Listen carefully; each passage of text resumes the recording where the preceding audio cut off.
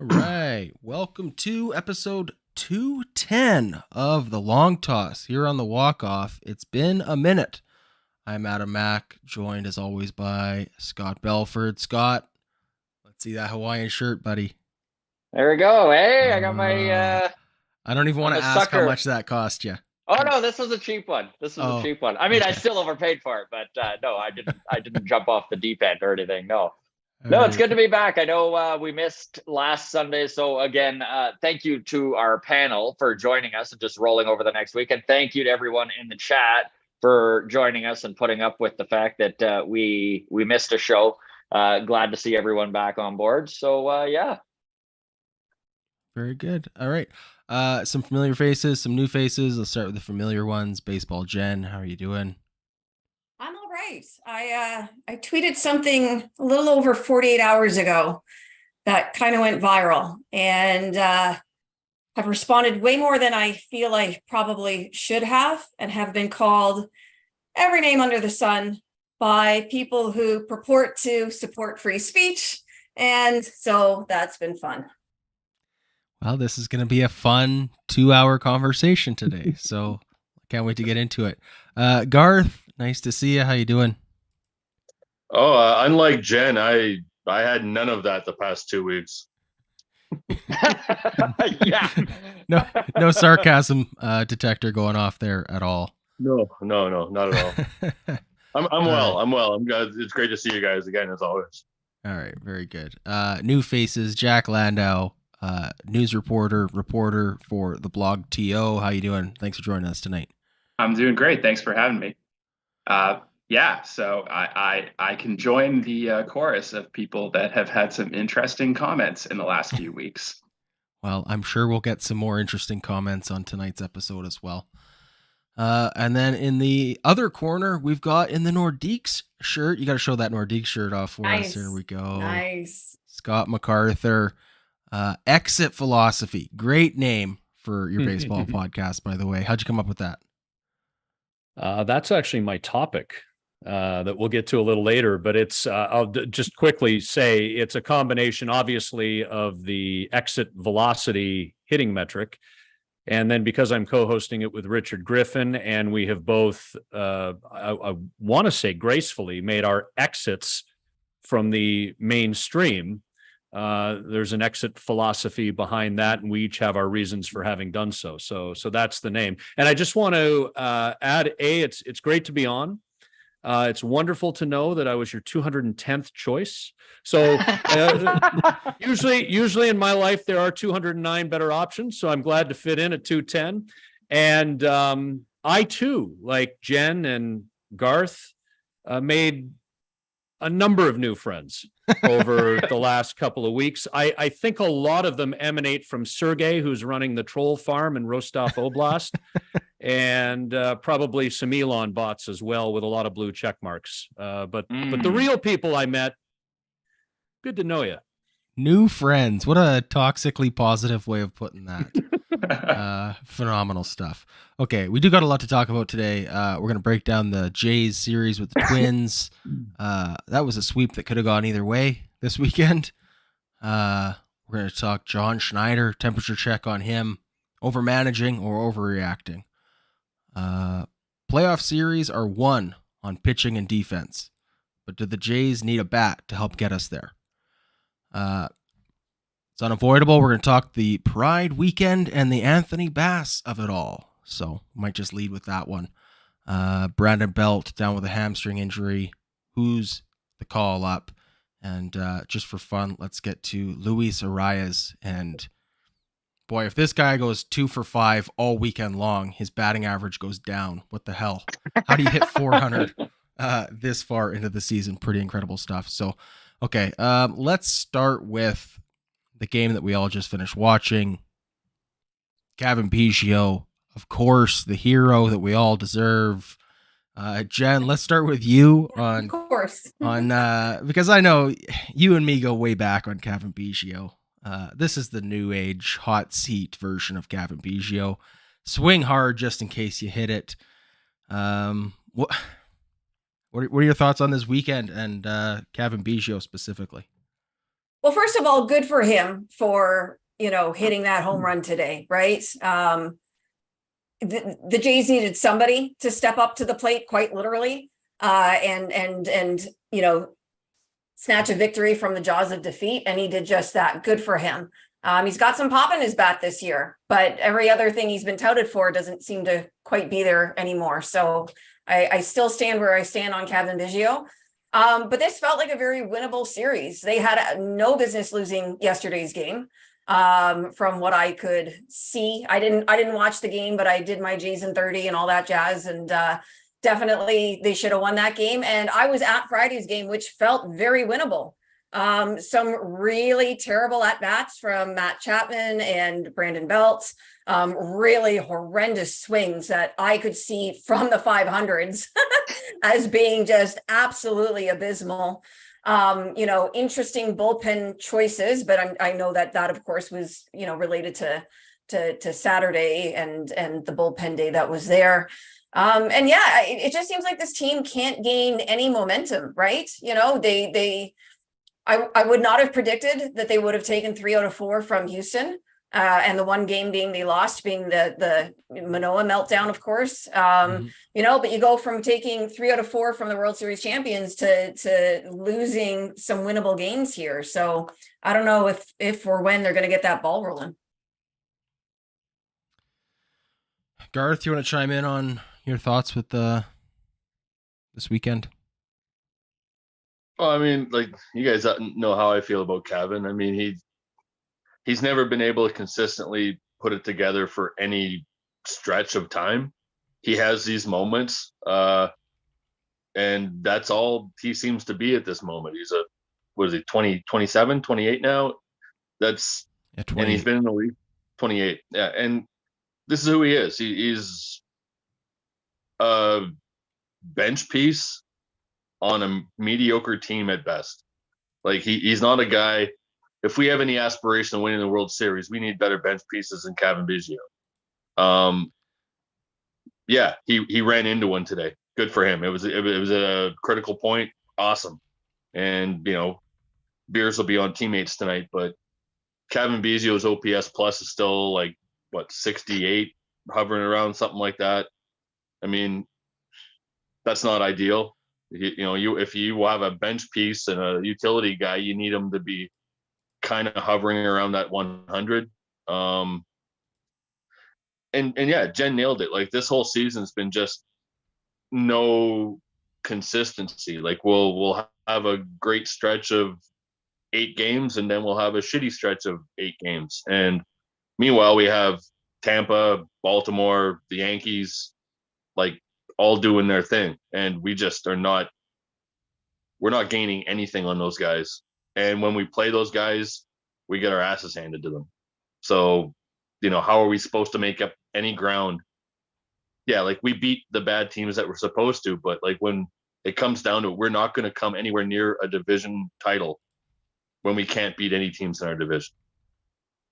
I just want to jump in, guys, Please. on the Biggio home run, and don't mistake, if that's a word, what my intention is here when I say this, because baseball really is a game of capitalizing on mistakes. Everybody and their dog knows how to get Cavan Biggio out. That's with heat, at or above the belt. And if you go back and look at that pitch, and again, capitalizing on mistakes, that is the job of a hitter. It is very difficult to hit a baseball. If you look at that pitch from Pagan, it was lower quadrant of the strike zone, bottom third of the strike zone, and right in the wheelhouse, right? Left-handed hitters typically are low ball hitters, and he put it right where Cavan Biggio could get the barrel of the bat on it. And Cavan did his job in that moment. But I guarantee you, they probably scrummed Pagan, the Twins beat writers, post-game, and he would have just looked, if he was being honest, he would have looked right at him and said, I missed my spot. So good on them. They needed to win that game. Friday was uber frustrating because of all the issues they're having hitting with runners in scoring position. Yesterday was obviously a meltdown. with some relievers that you probably wouldn't otherwise use if you had your bullpen completely lined up how you wanted it to. And it gets them back on track. But I think episode 211 and episode 212 will be in first the middle of a crucial road trip, and then coming off of this big road trip. They've got two really tough teams in Baltimore and in Texas, and then they go to a Miami team that you can't sleep on. So there's going to be a lot to talk about over the next 10 days. This team needs to find it, and it's probably good they're getting out of town, just given all the crap that's gone on as a result of their front office's mishandling of some off-the-field stuff. Yeah, I think with Biggio, it's really frustrating to see as great. Look, that was a great home run, good for him. But it's frustrating to see his struggles as the son of a great ball player, someone that grew up with access to great resources. It's watching Biggio is really akin to being in kind of a bad relationship where you occasionally get a glimmer of hope and you're like, oh, maybe I should sink more cost in this. But yeah, but this was a frustrating series. There were winnable games. There were moments that we should have had. And it's just kind of the story of the season. I wonder too, guys, and Jenn, I'll try not to say guys, if part of our view of Cavan Biggio is based on the expectations we had of the three as they came up together through the minor leagues. And it was always Bo, Vladdy, and Cavan. And they were all coming up together around the same time, all sons of former ball players, two of the three, Vladdy and Cavan, sons of Hall of Famers. And it was all just going to be wonderful and lovey-dovey for the next decade. And, Keith Law was all over it right from the get-go. He's the one that really stands out to me as saying, look, Cavan might not be a big league ball player here, not even a fringe guy. So, Bo has been the best Blue Jays position player this year. Vladdy has underperformed offensively, is a terrific first baseman and, has pedigree. I just wonder if this is what Cavan is, and our expectations based on the hype machine as the kids came up is what leads to this disappointment now. I think we did put him on a pedestal. That is definitely a factor. Yeah, absolutely. But I think we've seen enough of him to know that this is who he is.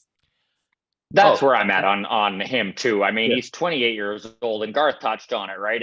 Once you hit that 28, 29, 30, you turn the baseball card over, and more or less the career numbers are going to be what you can expect. So we kind of know what Cavan is. He does hold value as a bench piece and a guy who can play all over the diamond. And I mean, we've seen it even in the last week, him be able to fill in defensively at some spots and really help this team out. And you love seeing him run into some, but to expect anything more than we've seen out of him, I think you're just setting yourself up for disappointment when it comes to that. That's for sure. Okay, so I don't want to necessarily say Cavan Biggio is the savior of our team, although he was today, but the player that we need to be directly comparing him with, who he's competing with for playing time, is Santiago Espinal. Espinal was an all-star last year. Slow start this year. It's really tough to stay hot when you're playing twice a week, right? Espinal went down with a little bit of an injury, missed some time. He is back now, but this has kind of shown Cavan has had a little bit of a resurgence to his bat, to his game. He does have a little bit more defensive versatility. Career numbers, it's not like Espinal is a world beater who's been crushing for 4 years and now has had one off season. He has a limited sample size as well of being good. So what's everyone's thoughts on Espinal relative, like frame it related to being a direct competitor for Cavan Biggio for playing time? Jenn, let's start with you again. Are you asking me which one is who I'd rather have out there? For the rest of the season, let's put it that way. Is there an option C? With Merrifield. There you go. Yeah. So when you actually started the question, I thought you were going to compare him to Merrifield because that was, I saw some tweets. Well, Whit Merrifield's a borderline full-time outfielder at this point.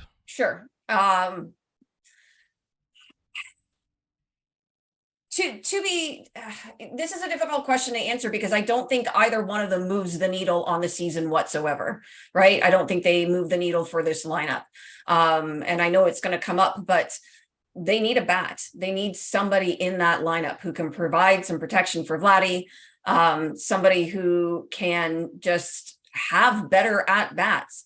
Would I rather see Cavan or would I rather see Espinal? I actually think I'd rather see Espinal. I've been on the Keith Law train for quite some time with regards to Biggio. And yes, he seems to have more power this season. But like I said, the other tools that he was touted for don't seem to be there anymore. And I'm just not really sure, what running him out there even more often is going to do. I just think we know who he is at this point. Yeah, I feel the same way about Espinal and Biggio. Like, I think they're both bench pieces. And as soon as you start playing them more and more, giving them more and more reps, you're just going to expose them to their weaknesses. They both are weak in different areas, but, I think you ride the hot hand while you can and kind of That's whoever's so hard going to do give with you the limited best at playing bats. time. I don't know. It's a tough I spot. I said at the beginning of the year they should have traded Espinal when he was high. He was an all-star, but like everybody who watched a lot of Jays games saw it for what it was. He put together a really hot 2 months at the beginning of the year, and then everybody just fell in love with him and thought he was like our second baseman savior. And I don't know, like if my options are Espinal or Biggio, I'm just gonna like call up Otto Lopez, see what he can do if he can get, 3 weeks of consistent at bats. Like we have these guys that are, the 4A, the quadruple A players that are always up and down, but we never seem to give them any run. We call up Lucas, he sits on the bench. We call up Clement, he sits on the bench. Like, what's the point of calling these guys up if you never let them even whiff consistent playing time? Like Biggio and Espinal have both had that in their career, and neither of them have set the world on fire. So, I mean, we have guys in the minors, just give it a shot. What can it hurt? Like, or are they going to hit less than they have a lower, lower numbers than Espinal? Like Espinal's batting at what, 200? Biggio's around 200. Like, I guarantee if you put Otto Lopez in there for 2 straight weeks, he's probably going to be able to hit around 200, and he's still great defensively too. So, for the record, Santiago, just because you mentioned Espinal had a good first 2 months to start the season last year and then kind of disappeared. Did make the All-Star game this time last year. He was hitting 298, and then after this point, he hit 239 the rest of the way. With 2 home runs. So about Adam, 2 really good months. Yeah. And Adam, to your point about you can't get hot when you're not playing every day. Well, I mean, Espinal was not the same hitter he was in the first half, the second half of last season.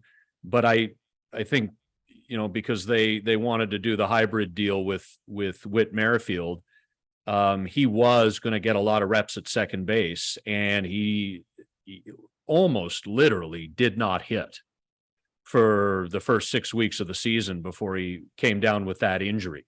So I'm with you on the once, twice a week, or maybe if you're a platoon guy who's on the wrong side of the platoon because you hit right, you got to wait for them to start a left-handed pitcher. You get a late pinch hit opportunity against a tough lefty reliever. I understand that your playing time may be sparse, but he played, at least offensively, he played his way out of the playing time that he had. Good point. I think I'm going to agree. Oh, sorry. Go ahead. No. You go ahead, Jack. Finish your thought here. I was just going to say, I agree with everyone's call for an option C. I really don't have much faith in either of them at this point. But yeah, if the choice is binary, 100% going with Espy. Like, we have seen him at his best, and we have seen Biggio at his best. And come on, like, no question. That being said, yeah, they're both unreliable players when it comes to hitting. And if it was up to me, yeah, option C, minors, roster moves, anything. So I did wish to go to chat here really quick because there's an interesting thing being brought up here, and I am really curious on the panel's opinion on this. It's from Chucharu, and he says, I think it's still a chance that they are sellers at the deadline. Division is long gone, and wild card is less than 50-50. So before I throw to you folks here, I do wish to just push back a little bit here on that, because I don't think personally there's almost any possible way that this team is sellers at the deadline. And my reasoning for this is very simple. Ross Atkins is on the hot seat right now. And this is probably his last year as general manager, unless they go at least to the division series, would be my guess. So if that is the case, there's no way, in my opinion, that he doesn't do what Anthopoulos did in 2015 with his back against the wall and start pushing some chips in. Now, I'm not saying Shapiro is going to give him carte blanche to just do whatever he wants, and we all know how collaborative they are as a front office. But that said, the guy's job's on the line. Even if the Jays seem out of it, you would think that he would make an attempt to at least put them in the dance and give a chance to save his job. Would love to hear what you think on this. Let's start with you, Scotty. I disagree that Ross Atkins is on the hot seat, because I think he's super glued to Mark Shapiro. And as we've learned in the last couple of weeks, the culture and the values are not exactly what they wish to portray them when they only have to use words to describe them. So I don't believe he's on the hot seat. Although if you're suggesting, Scott, that he should be, I am absolutely 100% with you on that.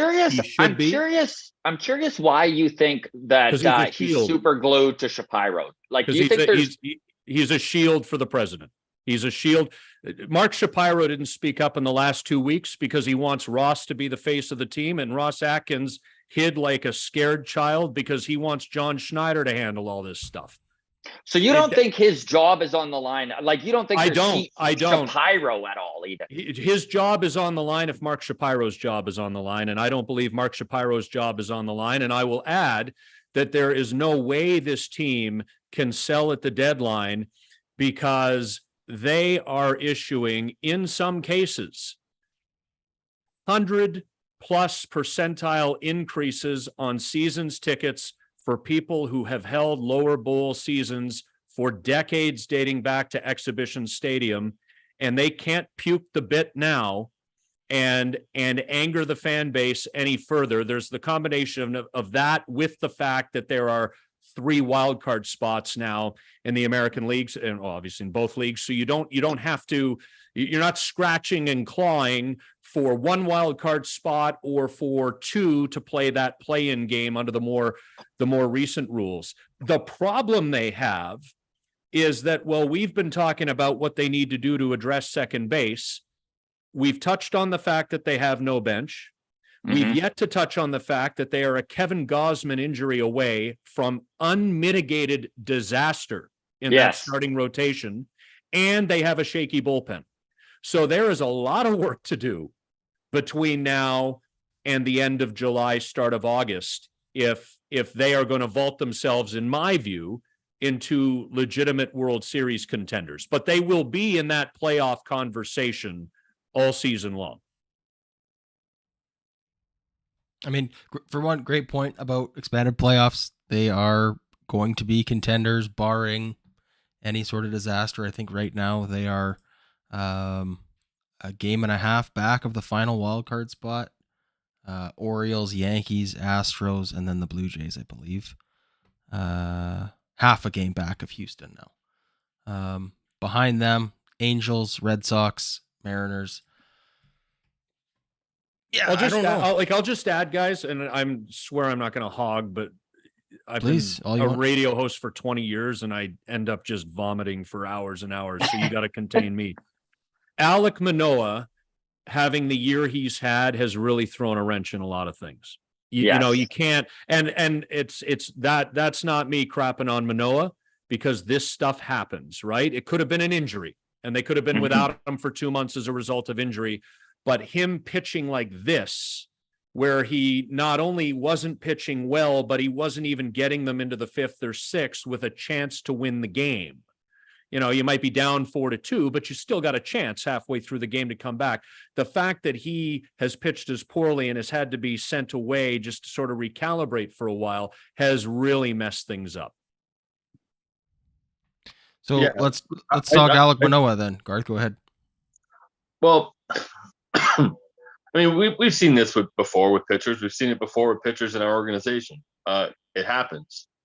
But like to go to further what Scott was saying is, like I said, you don't need 5 starting pitchers. You need 8 or 9 starting pitchers. I have said this numerous times on the show. Shit happens over 162 games. You know, a guy might get the yips. A guy might get shoulder fatigue. You might get any of this. Like when our best option is Mitch White, Casey Lawrence, or whoever else we can like vomit up from AAA, like it. That is one of the reasons why I think Atkins should lose his job. Like the lack of ability to address our starting pitching. Like, yeah, we've made good signings. I thought Ryu was a good signing. Gosman's been a great signing. Bassett's looked good for us. But we have no organizational depth. We lose a guy, we bring one guy in. You know, we're not lose one guy, we should be bringing 4 guys in because we don't have anybody that can, like we had to start Trevor Richards for a game. Like it's just unacceptable for a team that has these aspirations of being a World Series contender to just think that, yeah, all 5 of our starters are going to be awesome all year and never miss a start and never have a rough stretch. It's just the balance. Sorry to cut you off. No, you go ahead. I just get angry when I talk about pitching depth. Like when you look at the balance of the roster, like we have a roster north of $200 million right now. Like that's most they've ever spent, by the way. Exactly. Yeah. It is record spending, and it is, you know what? I was impressed at going into the season. But the reality is when you're spending over $200 million and you have 5 starters, and like one of them's Yusei Kikuchi that, we just got lucky with this year. Like, not to discredit the hard work he did in the offseason. He has had an amazing turnaround. But like we banked on everything working going into this season. And the minute one thing stopped, it just so happened to be one of our biggest chips. Yeah, the wheels come off. And you cannot spend $200 million without having fail safes, without having backups. And we just aren't built like that. I did a tweet this morning. Pretty proud of myself. Thought that was the end of the sentence. Because it's the old thing, right? If you didn't tweet it, then you never really thought it. But it's not all that timely. So Jen, I'm going to bounce this off you, and you can tell me if I'm onto something or if I'm not drinking water in this glass. But this team or this franchise to me is in an interesting period of time where that they run the risk of being the Theo Epstein era Chicago Cubs, but without a World I hated Series, that tweet, by the way. without a World Series ring, because you have displayed a struggle. Now, Alec Manoa for a year and a half was fantastic. So there are exceptions, but that you have shown you struggle to develop pitching. And give me all the Tiedemann talk and all the Kloffenstein talk you want, but they're not here yet, and they ain't coming tomorrow. They've struggled to develop pitching. They are getting underperformance relative to expectation, and yes, I'm thinking Vladdy in particular, from some of their young star core players as those players get expensive. If you followed the Cubs, think Schwarber, think Javier Baez, terrific defender, but strikes out 340 times a year and occasionally runs into a hanging curveball and hits it over the fence 30 times a year. I think the Detroit Tigers might regret that contract a year and a half in, the monster one they gave to him. So I see similarities there. And I also see similarities in that the Cubs were made playoff appearances in 17 after they won in 16 and in 18, but really fell off a cliff in September just to make the wild card game, blew the division that year, missed in 19, 2020 doesn't count because it was a crazy short year for everybody. And so, Jen, I'm interested, do you see the parallels that I think I see? Yeah, I really do. We just talked about the payroll and that this is the most they've ever spent. You can spend a lot of money and not spend it well, right? You can end up having nothing to show for it at the end of the day. And I am afraid that this team has perhaps spent their way into that position.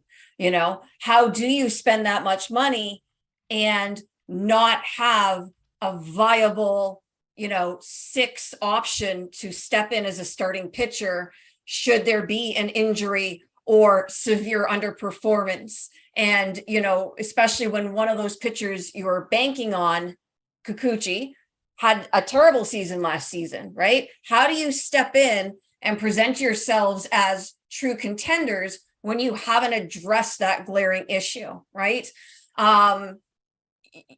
Things like that. And so, yeah, I do fear that they are going to be sort of on the fringes, playoff contenders.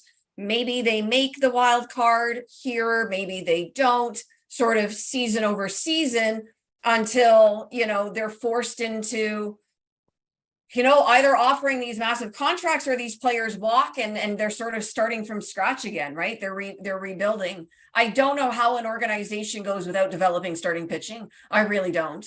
Obviously the teams do, because this is not the only team, but when you fancy yourself a contender, I have questioned a lot of things, and I've been open that I do think Atkins is on the hot seat if they don't make the playoffs this season. I really do think that there's going to be a big question mark sitting over his head. How handcuffed the team is come the offseason does worry me. And it kind of disappoints me because if you go back 2 years, it felt like they were so set up to come 2023 truly be in a spot where maybe they did have a little bit more leeway with some of the decisions that they had to make. It's like Jen just said, like they almost have put themselves in a place where they need to sign Vladdy or Bo, or they need to cross their fingers and hope the stuff works out over the next year or two, and that maybe they can be a wild card team. Because listen, this is a team that if they get into the playoffs could do some damage. They've got good pitching. I feel good about even if Manoa doesn't make a comeback this year, even if it's Barrios and Bassett and Gosman, I think those are three guys with the caliber of stuff to carry them through until at least the championship series. And you never know. I know we did just, and I don't want to bring this Twins series into it, but before the Twins series, they were 10-3 with 4 series wins against very good teams. They played tight baseball too, right? Low scoring, good pitching, good defense. And they just kind of, through a battle of attrition, won those games, right? But yeah, their hands are tied at this offseason. Like, how much more money are they going to go out and spend? Well, their hands are also tied at this trade deadline. Yeah. Right? Like, unless they're going to bump themselves into the next luxury tax. Like, I think I was looking at it. I think it's 1.25 million they have before they're in that second tier.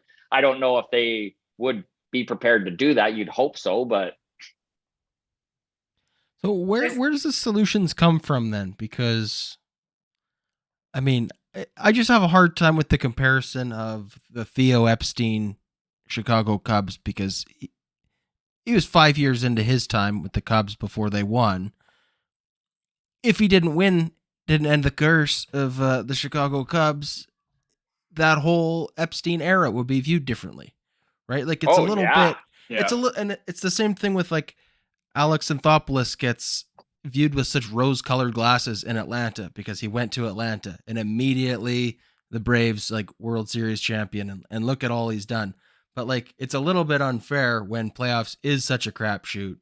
Even if everything's equal, you win it But- 1 out of 30 seasons. So it's a little bit of a Yeah. crapshoot to go, well, we're at this point, he's a total bust. Like what the if thing they is, win the next two? What if they win it this year and next year? Is he the greatest general manager in the league at that point? Winning matters. Yeah. Like, yeah. Like, the way that you look at someone's history is completely skewed by their winning. You For know, sure. like, so yeah, Epstein won. So yeah, we do look at it differently because they have that banner. This regime doesn't have shit. They haven't won anything. So and think- like they're well Well, into their tenure. How as a front many World Series do the Tampa Bay Rays have? None. None. Okay. Greatest front Yeah, but- office in baseball. But they- 0 but- rings. but they do not have a $200 million payroll. That Yeah, but winning matters. Winning I matters. probably have as many. I could probably pay half their payroll with my empties. Like that team puts a winning team together every season with dog shit, and they just seem to find these guys and turn them into superstars And then we they don't do keep falling that. short of the ultimate goal. So what does it matter? because they can't afford a $50 million player. Like they just can't. Sure, you they know, can. like Every owner in Major League Baseball can afford a $50 million player. well, they don't organizationally. That their owner won't let them. Choosing not to So- spend is sure, that's an argument, but they can afford that's it. an owner. That's an ownership thing. You cannot fault their baseball development for not finding amazing baseball players. They have 11 dudes named Brandon Lau who can all hit 30 home runs. Hey, some of them are named Brandon Lowe, okay? It's pronounced differently sometimes. All right. No, I will mean, say- I hear what you're saying. Obviously, yes.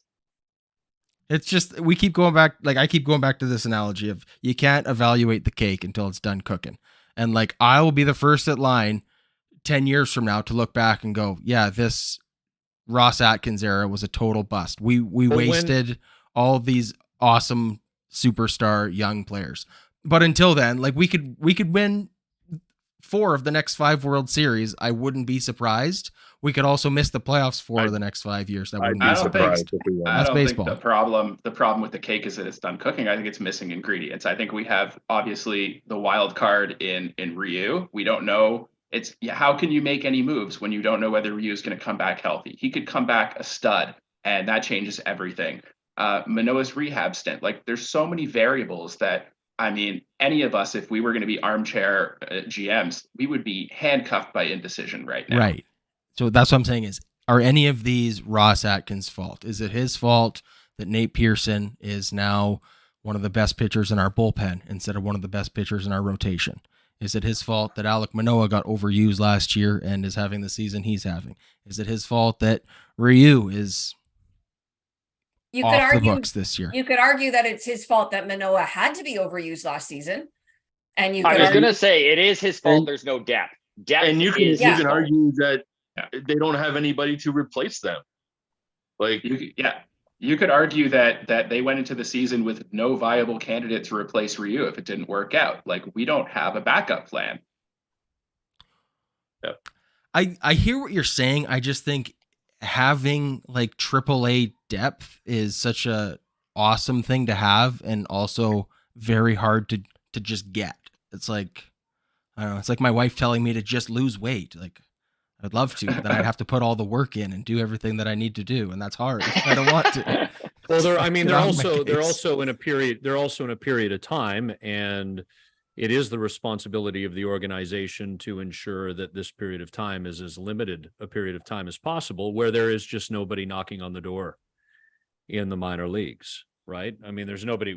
There might be some people trying to knock on the door, but they're not kicking down the door, and there are no viable options there right now. Now there might be another wave down at low A kicking around in Dunedin and Vancouver right now, but they're not this year Right. type guys. And we are in a window right now where Vladimir Guerrero Jr. and Bo Bichette will be coming up on free agency in two plus years at the end of the 2025 season. The intention is to legitimately contend each and every year for a World Series. Until then, you could argue that simply being in the playoff conversation makes them a contender. And if they get hot at the right time and go on a roll through October, yeah, arguably they could win. But I just see, to Jack's point about the cake lacking ingredients, I don't see enough here.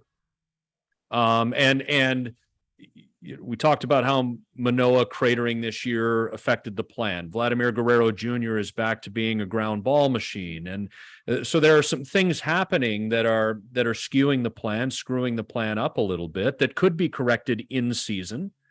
But there are a lot of holes on this roster right now. This is and what'll be fascinating to me, one of the things I want to track, and of course the Jays are going there for the first time this season this week, is the record suggests, and the record isn't the only thing we go by, but the record suggests the Baltimore Orioles have leapfrogged the Jays. And oh, by the way, there are more kids coming in that organization that aren't even here yet. So, I mean, one thing you mentioned, Scott, was if Kevin Gausman goes down, this team pretty much folds up. And I think you can kind of say the same thing if something happened to Bo Bichette, if something happened to Vladimir Guerrero Jr. And I know, Adam, you brought up Atlanta, and one of the reasons that they're so put on a pedestal is because they do have that World Series in 2021. And it's really hard to see that 2021 World Series where they won it without Ronald Acuna Jr. And to draw a comparison to the Jays and just take out one of those three that I just mentioned, and it just feels like this team isn't a playoff team without Gausman, Bichette, and Guerrero. Like, if anything happens, and knock on obviously all the wood and everything, but there is a real lack of depth, and it just. I hear ya.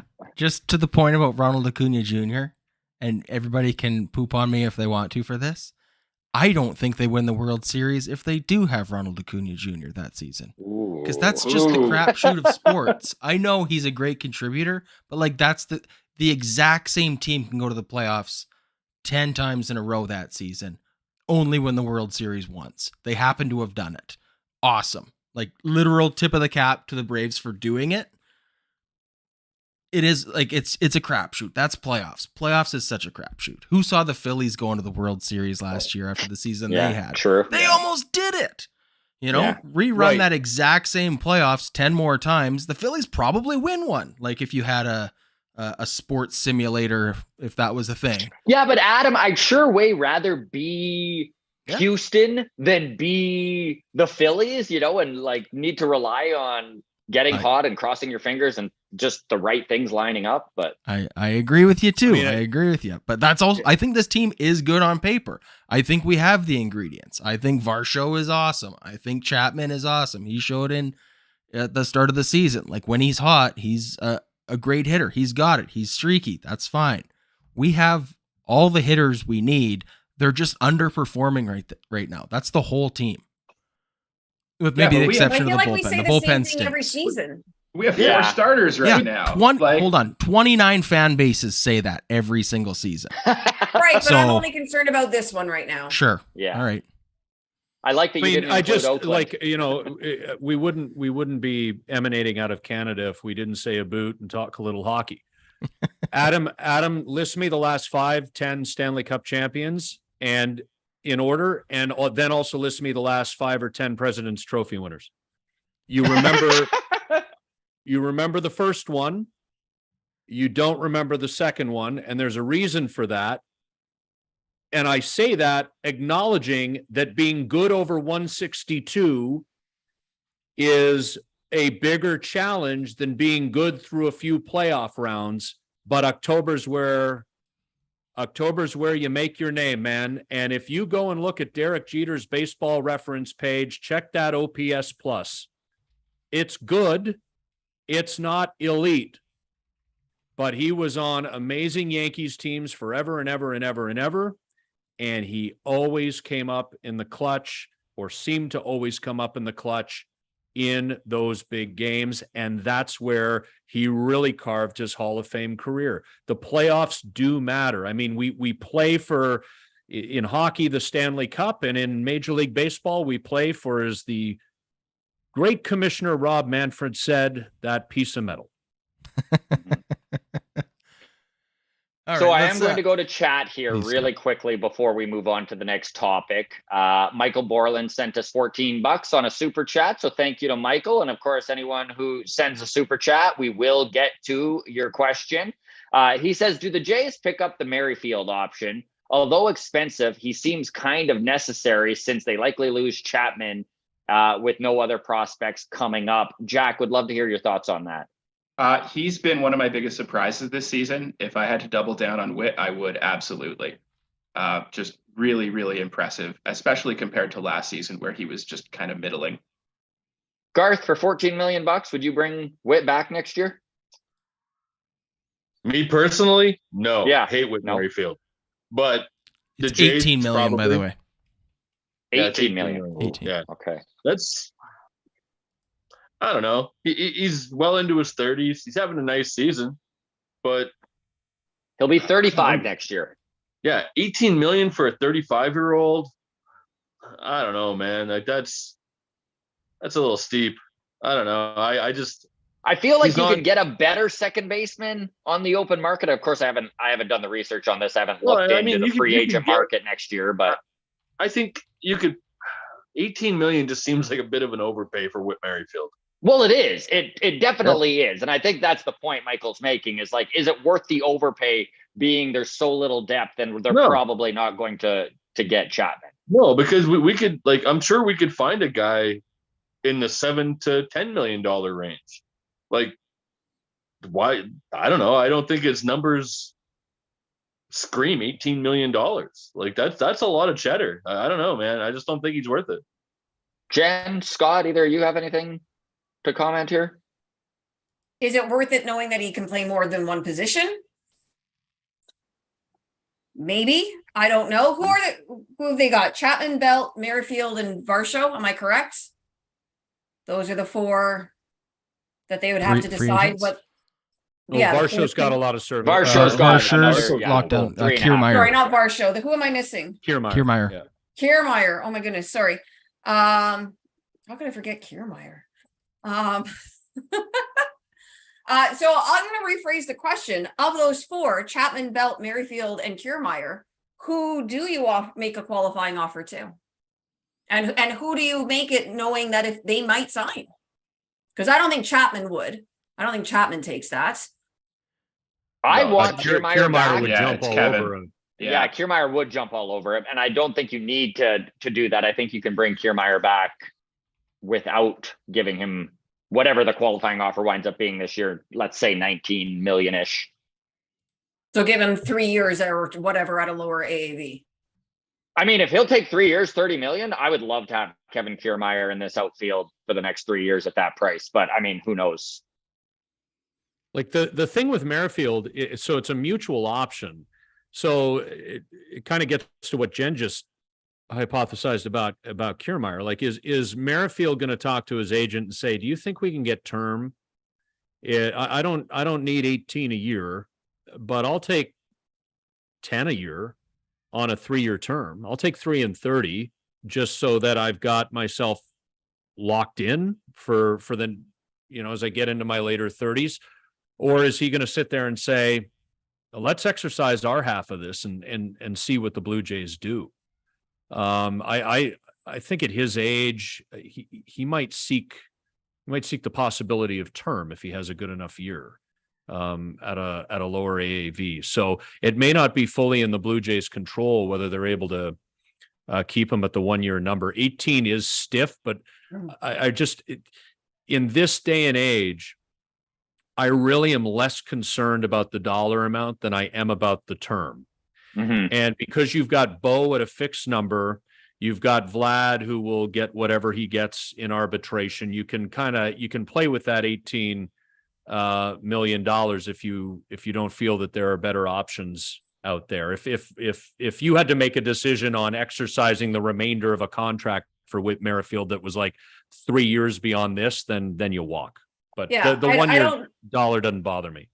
Merrifield, I don't think is worth 18 a year. No. But Think of all the pitching depth we could sign for 18 million. all the 6th and 7th pitchers we could I'm add. just saying, like, he obviously isn't at all. It depends on who they think they could get instead. And then do they actually do so? Right? So I really don't know. My inclination is no overall, but there's definitely an argument to be made to maybe try to talk to his agent and see about a bit of term. Yeah, I would tend to agree. I think we want to keep Kiermaier, not just for his playing ability. Like, there's something he brings to the culture, to the clubhouse, that I have not seen from other new members of this team that you really love to see. He seems to be the one that's gone all in on the organization and the fan base, and you really do love to see that from a new acquisition. That is such a great point, Jack. And just a little comment here from the chat that I think fits in nicely with this combo, which is New Brunswick, Canada guy says, Ryu 20 million coming off the books. And I mean, that is a healthy chunk of change. And I mean, you don't necessarily need to reinvest in Whit Merrifield. I mean, there is going to be money to spend. But that 20 million, Whit doesn't pitch. Yeah. You know, like, we don't know. We don't know if Ryu pitches either yet. Like, no, but that's what I mean. But like, that money's coming off the books no matter what. And to say, well, we could, spend 18 of that on Whit. Like, okay, well then who's pitching? Like, that's part of our pitching investment, which is we have a problem at depth with that. So why are we spending it on a second baseman who's having an okay year? Okay, so Garth, you genuinely think that we should spend $20 million on starting pitchers that we stash in AAA and sit on? No. We should be able to have a guy that we can call up and know we're not going to get embarrassed by. Like, our best option right now is Casey Lawrence. Like, that is really not good for a team that says that they can win a World Series. Like, I just don't know how many teams genuinely have a 4 ERA at the major league level sitting in AAA waiting to go. I think the issue is, you can't look at all the major league teams. Look at the teams that are consistently good. The Dodgers, the Rays. Like, these teams have guys. The Astros. Well, the Dodgers have Noah Syndergaard pitching to a 7 ERA right now for them. So I think if they had a guy in AAA that could give them a 4 ERA, they'd probably bring him up. 7 guys that are like, half their pitching staff's on the IL. Like, depth can only go so far. I mean, if you have, you lose Walker Buehler, and Dustin May has problems, and like, all these guys are coming down, Gonsolin, like, all these guys are getting hurt. Yeah, that's going to be a problem. We can't have one pitcher go down. Like, if Gausman gets hurt tomorrow, like, falls down some stairs, this team's done. They're cooked. I guess that depends on how many beers he was pounding back in the clubhouse. Yeah, his rally beers. All right. Thanks for the question there about Whit Merrifield, Mr. Michael Borland. Since we're on the topic of pitching depth and the bullpen day that was yesterday, saw, 3 innings out of Trevor Richards. Anthony Bass is gone. Let's talk about it. Scott, let's start with you. What are your thoughts on the whole Anthony Bass saga? Which Scott? Yeah, you, Scott, the one that I'm looking at. Oh, so me. You can't tell when I'm looking at my webcam where my eyes are going. Yeah. This whole situation has been really frustrating as a Jays fan to watch unfold and the way that it has been dealt with. The one thing I do, and I will let the panelists kind of take the reins on this, but I did wish to say that there has been a lot of talk about how much the organization has bungled this. Like, we're kind of viewing Ross Atkins as like a clumsy waiter where he's just like, how is he keeping all these plates up? And maybe this is a more insidious kind of view of it, but I honestly believe Rogers the boardroom are high-fiving each other right now. Like, I think that this truly played out the way that they had intended it to play out. We're talking about $1 billion corporation with the highest paid PR teams money can buy. I think they tried really hard to thread the needle between avoiding being on Fox News and all the, and that's the thing to remember too. And it is disgusting and I hate it, but there's probably 15 to 20% of the fan base that agreed with Bass. So they were trying to, and I mean, Rogers proved this in this whole debacle, is that all they give a shit about is money, right? They want the money from the LGBTQ plus community. They want the money from the bigots. They want the money from everybody in between. And they're trying to keep everybody as happy as possible to still come out and spend their money on the Blue Jays, go to the games. And I almost hope I'm wrong. Like, I almost hope that this was a big bungle job and just they were being idiots and totally tone deaf and everything. But I feel like this was a little bit more truly the plan and the road they wanted to go down. There are questions I have, like, why did they decide to get Bass to pitch or catch the pitch there to start the Pride series? And I don't know if that was even part of the plan to help push him out. Like, maybe he would push back on that. Anyways, I'd love to hear everyone's opinion on this, but I did just want to start with just talking about, I don't believe that this was not a planned set route, that they had taken their time to and it's a shit route, but I truly think this was a PR group effort. Yeah. Sorry, go ahead, Jen. Jack. No, you go ahead. I will say, I feel like they were trying to take, and if you're not familiar with Toronto municipal politics, I'm sorry, but they were taking kind of a John Tory approach. They were trying to stay, and it is Rogers, so I guess that is fitting. They were trying to stay right in the middle without kind of, angering either side. But in doing so, they angered both sides. And what you have is a case study on how to alienate a fan base. Like, you couldn't have botched this situation more from a PR perspective, but the only encouraging takeaway I have from it all is that I think we learned that fans can really make a difference if they make enough noise. So, I mean, I have a lot to say about this, but I will let Jen get her thoughts in. Jack, Atkins said that had nothing to do with the situation. Okay, it was totally a baseball decision. Yeah, I mean, that was some BS, but Jen, I'll let you go. So, I mean, I have a lot to say too, and I don't really know where to begin, and I'm probably not going to end up getting all of it out, at least not in this one moment here. I've heard three different things. Three different things have been reported regarding Anthony Bass catching that ceremonial pitch. One thing that I read was that he offered to do so. One thing that I read was that the person throwing the pitch suggested he do so. So I don't know which one of those is true. I did hear that the team had maybe asked Bass not to catch it and he chose to do so.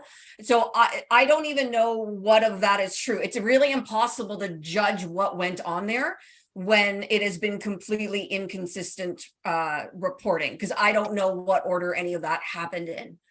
So that I just wanted to bring that up because, I mean, it absolutely would have been a bad look. I was at that game and I was imagining, before they DFA'd him, I was imagining him catching that pitch and the stadium booing and this person out there throwing this ceremonial pitch, being part of that moment and just the absolute nightmare of that scenario. And I just thought, like, one way or another, this can't happen, right? So that was a lot going on. I don't know whose decision it was for everybody to speak to the media on Thursday. But that really did not go well from anybody. Everybody would have been better off if nothing had been said on Thursday. And I don't know how any of that came about. I think with regards to some of this, why it dragged on, why Ross Atkins said what he said, and it doesn't seem to necessarily line up with how things played out. something that no one has talked about is what the role would have been and the consultation with the Players Association, right? The union, absolutely. That absolutely, I'm sure, is a factor in at least part of this. But I'm not saying that this should have been handled the way that it was, or that it couldn't have been handled better. I'm not saying that at all, but I just haven't heard anybody even talk about the fact that the Players Association would have been involved, and that might have hamstrung everybody in terms of how long it played out for, or what could be said publicly versus internally. I mean, that being said, like, they gave Bass a platform. They let him speak before media under the guise of an apology, and shoehorn in words like choice and decision that I think were, only further incensed communities that were already angered by his comments. They put him on a platform and said, say, here, do your apology. I don't know if that was vetted. If it was vetted, that was a disastrous vetting job, because you can't let a person go before reporters after that disaster and say essentially that he believes people's identities are a choice. That is what Bass did. And you know what? I think some of this falls on the organization for putting him out there and allowing him to make that statement, and not immediately denouncing it either. Not coming out an hour or 20 minutes later and saying, Anthony Bass made some comments. He suggested that people's identities were a choice. That is not appropriate. No, just silence. And eventually, a few hours later, they quietly try and DFA him on a Friday when no one's paying attention. It was a Friday night news dump. I really thought a statement like that should have been made by the organization after his original apology. Agreed. Right? And like I said, I have absolutely no idea whose idea it was for anybody to speak to the media on Thursday. I mean, I don't know. That it couldn't have gone worse, right? It was. Go ahead. Just on the DFAing and a players union involvement. If you were designated for assignment, you are guaranteed the salary you were owed by the team DFAing you for the remainder of the season. So there's no financial penalty here. So, and teams DFA people all the time. That teams have DFA'd players in the past who have been coming up on a certain number of at-bats that would vest the next year's option, and they'll chop them so that they don't, reach those number of plate appearances, stuff like that. So I'm not sure if that's at play here, but I'll just, if you don't know who I am and you're watching, I'm gay. So I'm going to come at this from the perspective of somebody who is a member of the community. That apology, the initial one, was written for him. Mm-hmm. And my understanding, when you heard him describe the Pride community, is that the team was concerned he'd mash up the LGBTQ plus letters and potentially even roll his eyes while doing so. So they tried to simplify this for him as much as possible. The problem is that sometimes you get caught in a situation. And I don't want to hammer on the Blue Jays PR department here because they were put in a real tough bind. But one of the things that Bass said that day when he apologized to the Pride community is that he has close family members and friends who are members of the community. Now, that's the old, you can't call me racist because I'm friends with somebody who's black shield that people like to throw up in situations like that. My interpretation as a gay man to a bullshit apology like that, to say nothing of the fact that he was huffing and puffing like he was running out of breath, and he spoke with all the lucidity of the dimwit he is that if you're telling me that you're reposting on Instagram memes from your church group that call homosexuality a lifestyle that is demonic and satanic, and you have people in your life who are close to you, who are in the community, that tells me at best you mistreat them and at worst you abuse them.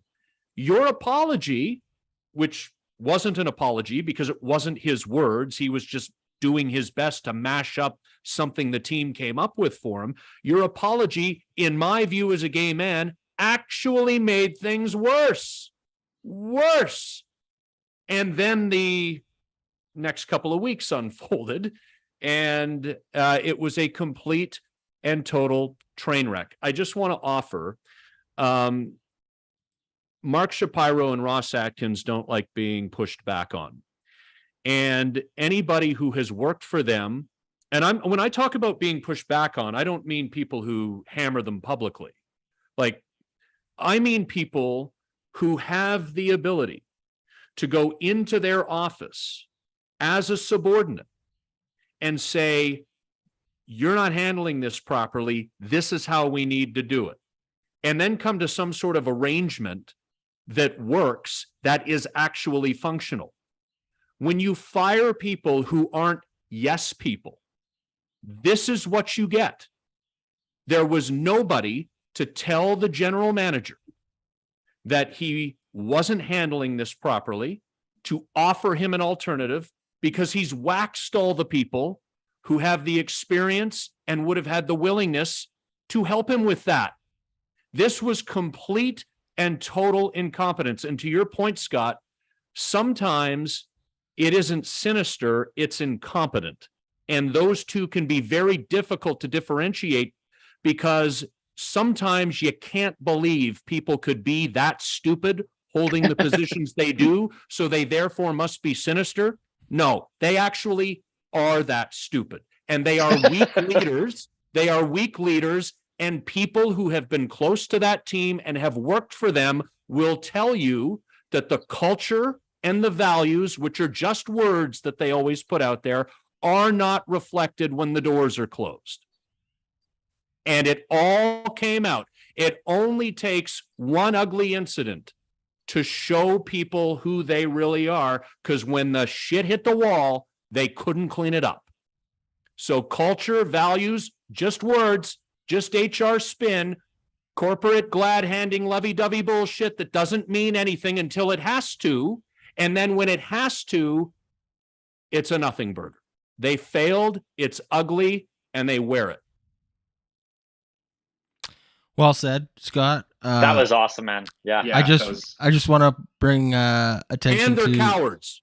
the fact Mark that and Ross. you started. Is Mark? Like, why Scott, have we not heard from Mark? Scott, Sorry, hold on Tim. just a second, Jen. Scott started the whole episode by saying he made some new friends very sarcastically through this whole process. I just want to say a lot of people in the comment section right now are loving what you're saying, Scott. So there you go. Yeah. I'll tell you what, Jen. By the way, if I could just I will declare my bias because I was on the beat for a number of years. I want to personally, and I've done this in text, I want to personally thank Shai Davidi, Gregor Chisholm, Caitlin McGrath, Keegan Matheson, and I hate doing this because I'm going to end up eventually forgetting people.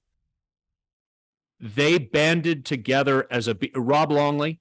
They banded together as a beat and did not let this team off the hook. And this was journalism well done by a lot of people working for competing entities over the last couple of weeks. And it's partly why we're here. That's a great point, Scott. And that was sort of what my viral tweet was about. People trying to tell the reporters to shut up. But to your question, Jen, yeah, to your question about please. Where was Mark? Ross is Mark's shield. And what's funny is John Schneider is Ross's shield. And John Schneider spoke the most eloquently and the most authentically about this that first day after Anthony Bass's 30-second, whatever that was. Well, yeah, I won't call it an apology. And it's not fair to John Schneider either. But these are all people who don't want anybody who isn't a yes person around. And it's a buck passing, ass covering operation. And you saw it play out. I had to give John Schneider a lot of credit for the questions that he answered on that initial day. because he really was sort of thrown under the bus, I felt, right? To have to be the man to stand up there and answer those questions.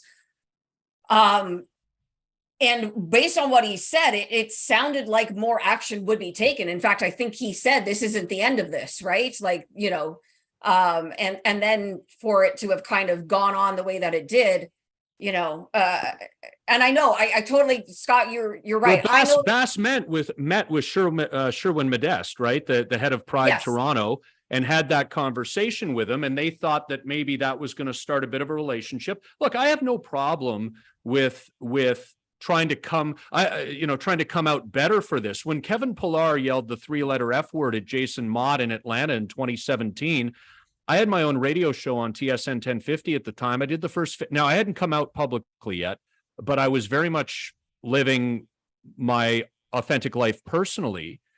And I said, you know, Kevin Pillar has a chance to grow. This doesn't have to be a disaster. And you know what Kevin Pillar did? Kevin Pillar put the work in.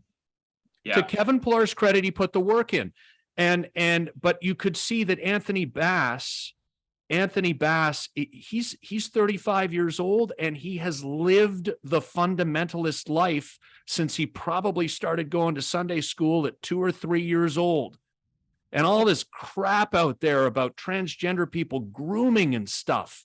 Yeah. And if you're being told something's true at 2, 3, or 4, and you're going to be disappointing your family and the social circle that's been created for you, if you go against it from that tender an age, it's going to be really hard to break habits and points of view that you have. So I can be sympathetic to Anthony Bass in that area, but man, you just don't get it. You don't get, it's not a choice.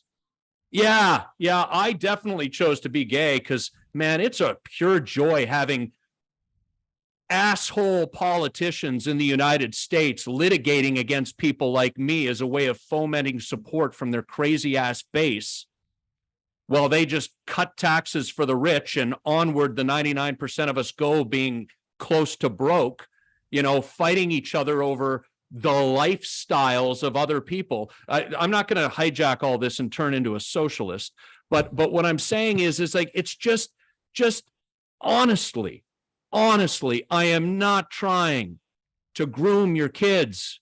What I'm trying to do is, if your kid is the queer one in his, her, their class, and they grow up in health classes in the late 80s and early 90s like I did, not seeing themselves reflected, you become one fucked up individual from about 12 to 35.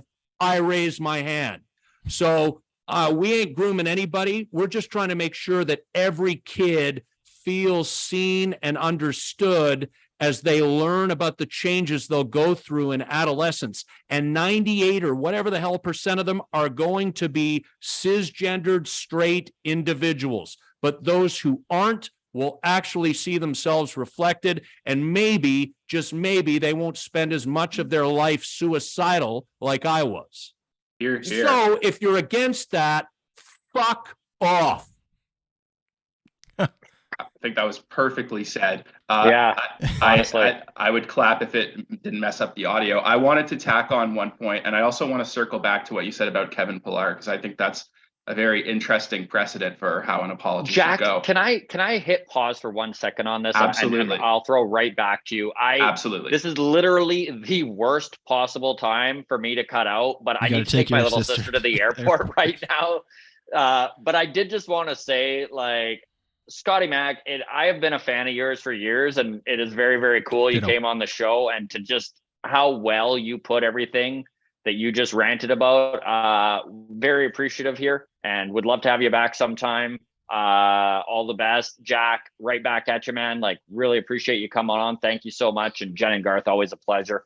Yeah, take care, you guys. Scott, keep killing what about it. me? Yeah. Before you go, Scott, let me just say, I hope I come back sooner, but I know what double 210 is.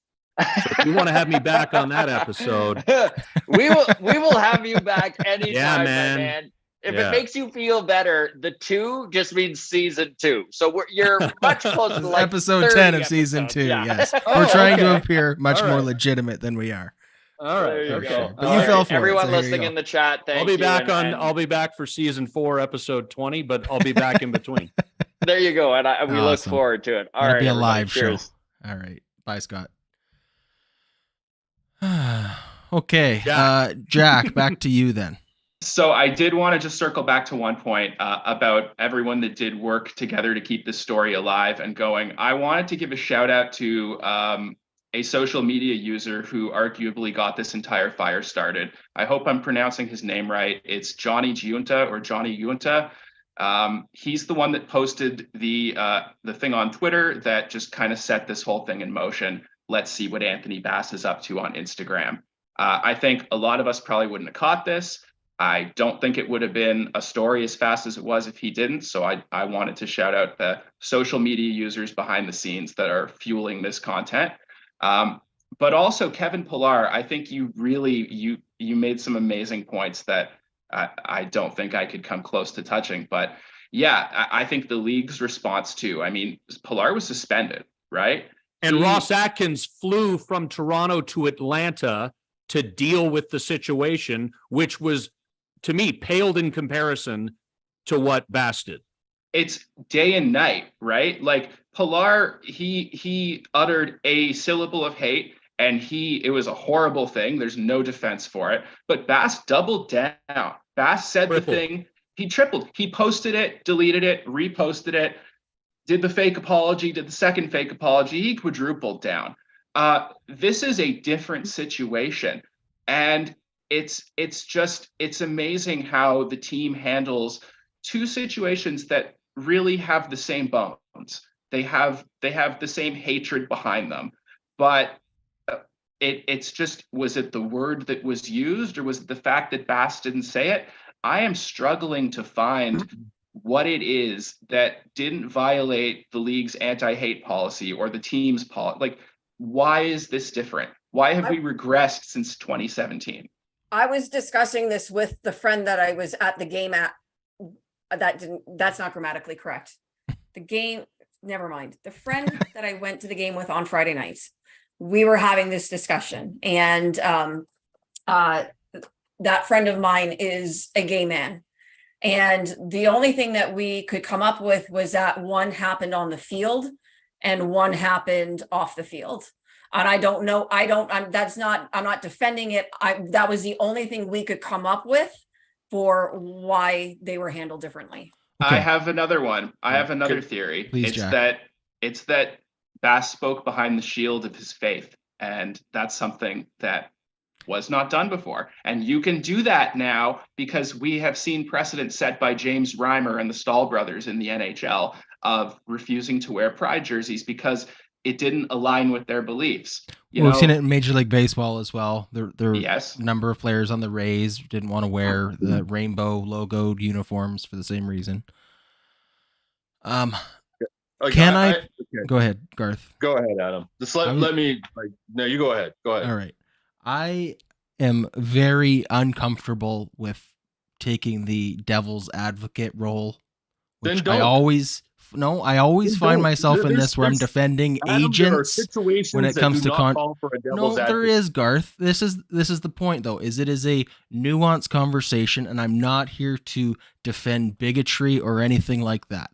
I'm just here to ask. You're gonna power through? Like, no, there's no fucking defense for what Garth. Yeah, I'm not here to defend any sort of hatred. I'm here to ask for clarification. Okay. On I don't even want to call it freedom of speech and anything to do with Anthony Bass, but is there a situation, and can people who are smarter than me help learn? Because truthfully, I had a really difficult time finding what the post even was. I hear a lot of inflammatory words being thrown at Anthony Bass that may or may not be deserved, but I had a hard time finding it for myself. So all I'm wondering is there a possibility here where Anthony Bass, who is a stone cold Christian, maybe made a post that was inappropriate, but not necessarily filled with hate? And is there a chance that that's all this was? And a total botch job since then. Is there a chance, benefit of the doubt, and I'm not saying he deserves it and he may be a monster, but for future references, and because we're having a conversation here about why was this handled differently than Kevin Pillar, this is where I'm just curious about, where is there room for learning and forgiveness and education? And where is there an opportunity to reach across to the other side and go, hey man, Anthony Bass, your fucking apology was a fucking joke. And if you really want to make things right, here's how you do it. Is there a way we can do that? And is there a way that we can be okay with the other side? Here's what I'm going to say. Why the fuck is it up to the LGBTQ plus community to reach out to Anthony Bass to see if they can find common ground? Fuck him. They have dealt with this their entire lives, going back generations. And as bigots like Anthony Bass, it's communication that's going to be the how we solve this moving forward. Jesus Christ, he can go on the fucking internet like everybody Garth, else. It's not just about going on the internet, because what I'm saying is that there's an opportunity here where maybe not in Anthony Bass's situation. Like I said, I couldn't find the post. I don't know it inside and out. But there are situations where someone isn't making a Garth. Just can I have a chance? You can have your chance to talk, buddy. All right. This is my whole frustrating. Let me know when you're done. Do I need to mute you for a minute so I can actually talk, or are you going to keep saying "let me know when you're done" every time I start talking? Okay. This is by just telling the other side to shut up, we don't actually have the greater societal growth from this, because again, maybe Anthony Bass is a lost cause. I'm not, like I said, I'm sorry if it's coming across this way. I'm genuinely not trying to apologize for him or whatever. All I'm saying is he's not the only Christian, Catholic, whatever person who has beliefs that don't line up with mine and don't line up with, by the sounds of it, most of everybody on here tonight. However, not everybody's filled with hate. So how can we learn as a collective Canada that, like, hey, if you were raised in the church from the age of 2 years old, here's how we handle things better moving forward? Is there a way that we can look at it and say, hey, this is why that was not okay? Can we have that conversation? Or is it just a, no, shut up and just fucking, it is what it is? Because I just think that conversing about it, like we're doing right now, is more productive than just saying they're a bigot and moving on. Like, can we educate a little bit beyond that?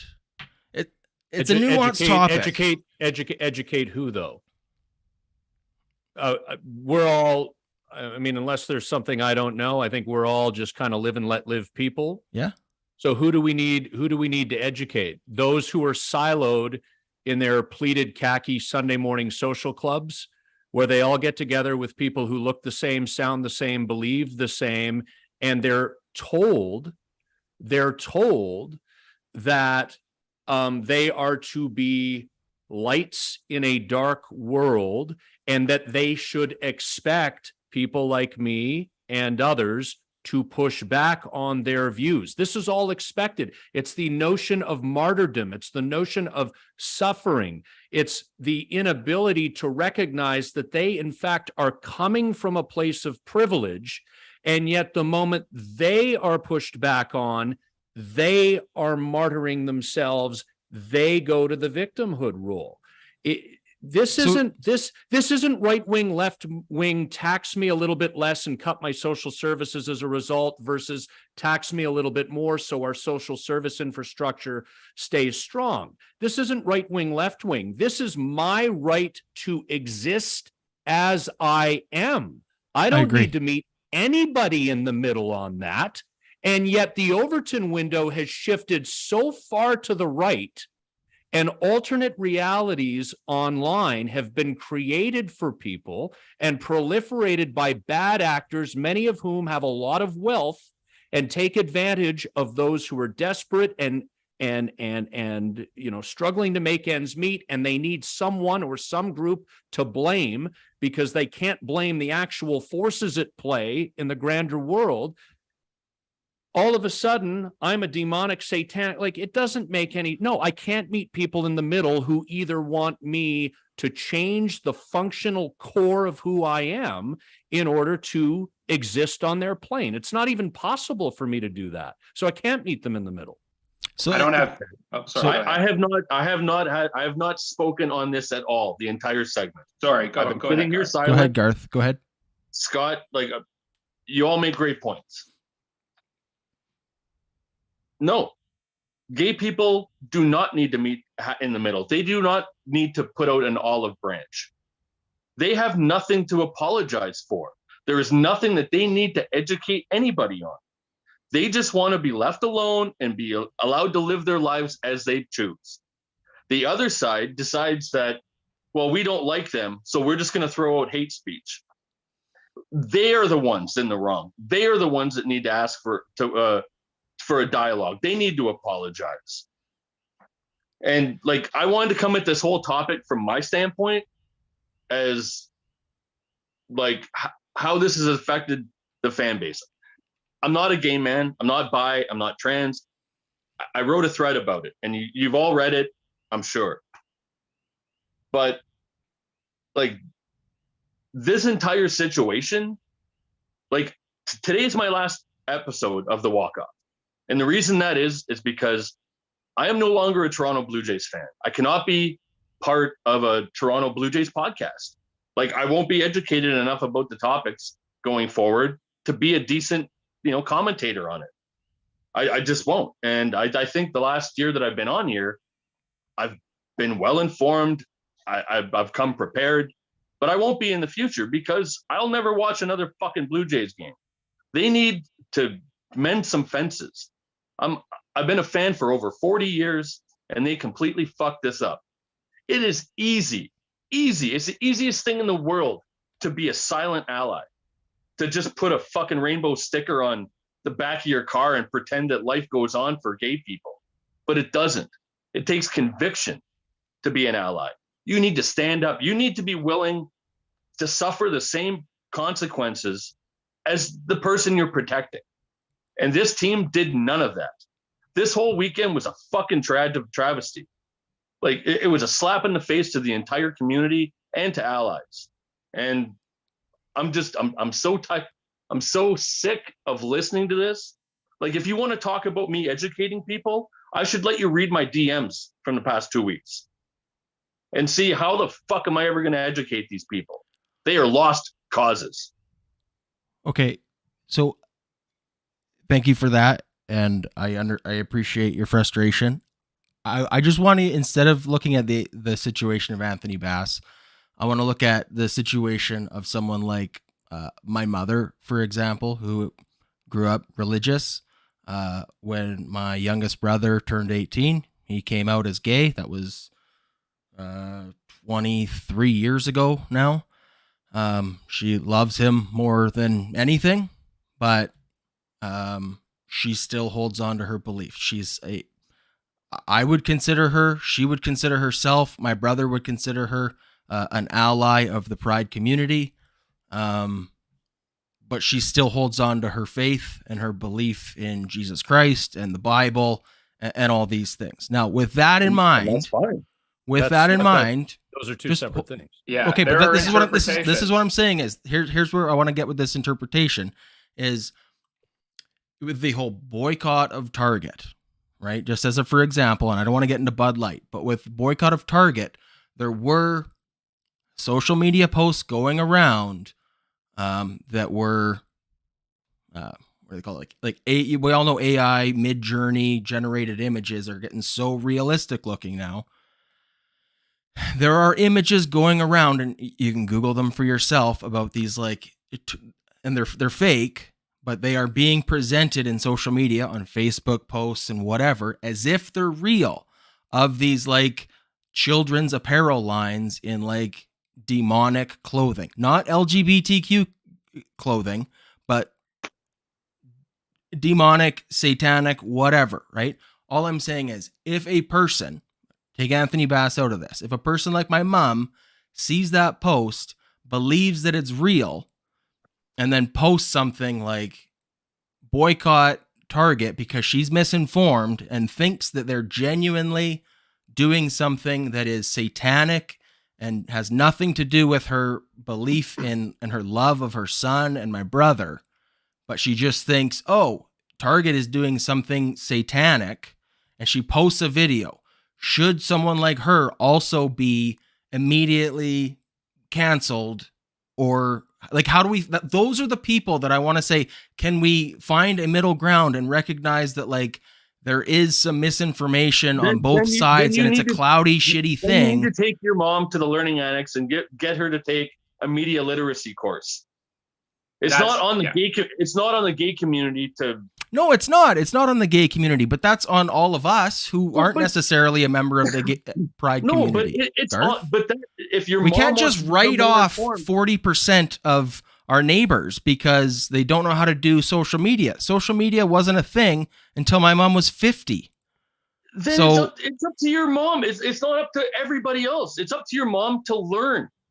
It's up to her to grow. It's up to those people if they want to like engage with your brother more and ask him like how he feels about this. It's not. It wouldn't even have necessarily occurred to her that this had anything to do with pride, though. Is my point, right? Like, and when I'm reading Anthony, look, I feel uncomfortable. I'm not trying to defend Anthony Bass here, and I apologize. Knock this Garth, shit off. You're Jen, welcome to log off if you. you want, Garth. I I appreciate your time. I could tell you're frustrated. Jack, Scott, you guys are great. Adam, thank you for all the good times. Give my best to Scott. I'm fucking out. I'm done. All right. Take care, Garth. Well, to Jack, Scott, and Jen, my apologies if I have offended you. Scott, as a member of the pride community yourself. I just think we need to acknowledge in general, please, that there were 36 people waving Nazi flags at the entrance of Walt Disney World yesterday. Okay, so what kind of psychological terrorism is the intent there for people driving by or people with kids who are thinking about entering the park? We need to acknowledge that's one example, but we need to acknowledge that there has been a rise significantly in misinformation, that people are being siloed off, and that there are legitimately people who are living in a world now in their own minds that actually doesn't exist. And that is extremely, extremely dangerous stuff. And so I don't know how you throw the fishing line out and try to reel some of these people back in. But, it used to be not too long ago that the assholes with the hoods and the swastikas hid out in basements and had no compunction to be seen publicly lest they be dealt with. And now they're just in increasing number and with increasing frequency out and about.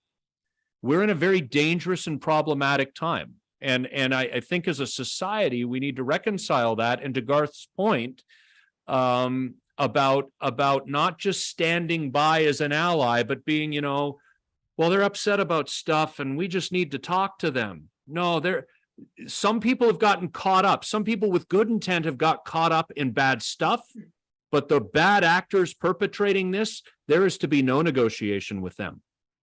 So, Adam, I think there's a significant difference between extremists and somebody like your mother, right?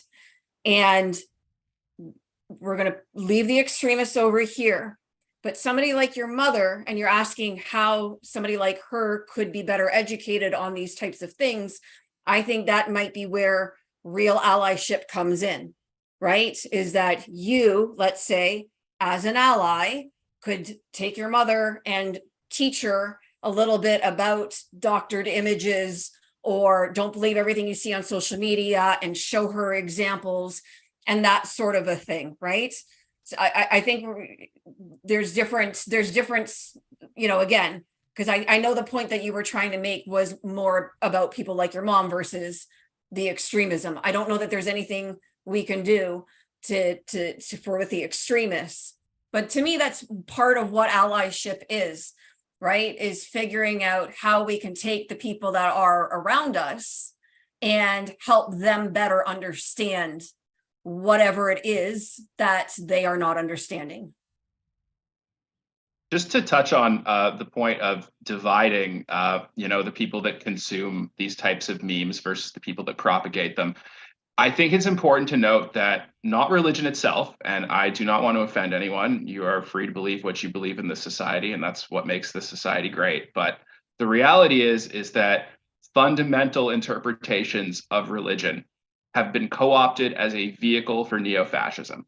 Yep. And that is the political reality we're living in now, where religion and extreme far-right conservatism, there's a lot of overlap in that Venn diagram. And there wasn't a half century ago. But what I would tell these people specifically, I would tell your mother, Adam, consuming this media, is that your interpretation of Christianity, and I mean, look, I'm not a Christian, so I shouldn't be telling anyone how to view their own religion. Your interpretation should realistically be God loves everyone. And if it isn't that, maybe you're in the wrong game, you know? You know, I would add too, to bring it back to Anthony Bass, and I use this example in discussing James Reimer with some friends in the winter. The tendency to pick and choose. So, you know, I think I know certainly Jenn, and I apologize to you, Adam and Jack, if you have been and I'm wrong about this, but you know, we've been in locker rooms, we've been in clubhouses, and one of the 10 commandments is thou shalt not commit adultery. And in professional sports, I can assure you that every day these athletes go to work, they encounter teammates who quite frequently commit adultery. I highly doubt, and I could be wrong, but I highly doubt peer pressure environment that Anthony Bass is sitting down with teammates who he may be aware are cheating on their partners or spouses and admonishing them. So we get picky and we get choosy. And it's very easy to go after LGBTQ plus people in what are typically macho spaces, where predominantly heterosexual individuals perform. And I'll just add, as a sports fan, and I can't quantify this and I have no empirical data, I can't prove negatives. But I said this once to my good buddy Arash Madani, and he was like, wow, I'd never thought of it that way. I said, Arash, you have absolutely no idea, and neither do I, how many potential Hall of Fame careers never got off the ground because that 8, 10, 12-year-old child, let's just use a boy as an example, had a high-pitched laugh or maybe had something going on that was a little effeminate, and they got bullied and teased off their teams, and they walked away from professional sports. So you yourself, as a Blue Jays fan, you yourself as a professional sports fan, have undoubtedly missed out on people who grew up and could have been great at a particular sport, but never got there. Great point. I think, I mean, and this is also a point to Garth's exit. How do we as Blue Jays fans reconcile that fact in this new era of, you know, disappointment with our franchise? How do we move forward? I was going to be wearing my Munenori Kawasaki jersey on this podcast. It was, trust me, it's all folded, ready to go. But I thought, you know what? Like, I do not want to be wearing that logo right now until they get this sorted out. And how is that going to be going forward? Are people like me that are disappointed going to be buying tickets, going to games? Where does it end? How will the franchise re-earn our respect after the botching of this situation? That's my question. Jenn, do you want to take, or I'm happy to jump in. Go ahead. I mean, so I think with anything, it's a It's a personal decision. And I would never sit here and say, you must do this if you are an ally. Like, I won't, like, I'll share something personal with you. I have not been to the United States since 2019, which was for work when I went to spring training, when I worked at Sportsnet 590, The Fan. And I have not been to the United States by choice since before the 45th president copped that election in 2016. And I'm not going back. That's my choice. I don't think less of friends and family who still choose to vacation in the United States. Have at it. I'm not saying everybody must follow the Scott MacArthur train. This is my choice. So, however, Garth has decided that he's not going to watch the Toronto Blue Jays anymore, and more power to him. And he'll come back when it's right for him, if it's right for him at some point. That's his stance. However you do it, you do it. For me personally, it's actually become easier for me to just slip back into my old reporter mode where I became objective. I've got a podcast with Richard Griffin. I enjoy that podcast. It's a hobby, and I have to watch Blue Jays baseball in order to be informed. And I need to talk to people in order to be informed on what's going on with the team. So I'm going to stick to it, but I will acknowledge that I am less of a fan of the team than I was 2 weeks ago, but I'm still going to stay informed. And because I am out of the mainstream with no desire to get back in, I'm going to actually stop pulling some of the punches that up until now I've chosen to pull. Which is, as an example, that a lot of people who have covered that team for the last 7 or 8 years know who Mark Shapiro and Ross Atkins really are. And it was revealed in the last 2 weeks. The veneer and the facade was pulled back. I was one of those people. I never talked about it. I'm talking about it now, and we'll continue going forward. Appreciate that. Yeah. Well, I am barely qualified to talk about baseball on the best of days. I'm certainly not qualified to talk about such a nuanced topic. I'm grateful that I have had. No, but Adam, you actually performed. You performed a service, man, because you gotta.